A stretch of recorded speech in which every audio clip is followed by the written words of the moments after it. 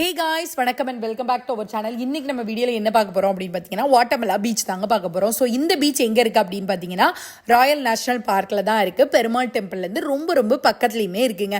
இந்த பீச்சுக்கு நடந்து போகிற இந்த பாதை இருக்கு இல்லையா, அது ரொம்ப சரிவாக இருந்துச்சு. அது மட்டும் இல்லாமல் இங்கேருந்து அழகாக ஒரு ட்ரெக்கிங்குமே இருக்குது. அதை நம்ம நெக்ஸ்ட் வீடியோவில் பார்க்கலாங்க. பட் இந்த பீச் வந்து பார்த்தீங்கன்னா ரொம்ப ஃபேமிலி ஃப்ரெண்ட்லியான ஒரு பீச்சாகவே இருந்துச்சு. இந்த பிரிட்ஜ் மாதிரி இருக்கு இல்லையா, இது வந்து ஹேங்கிங் பிரிட்ஜு.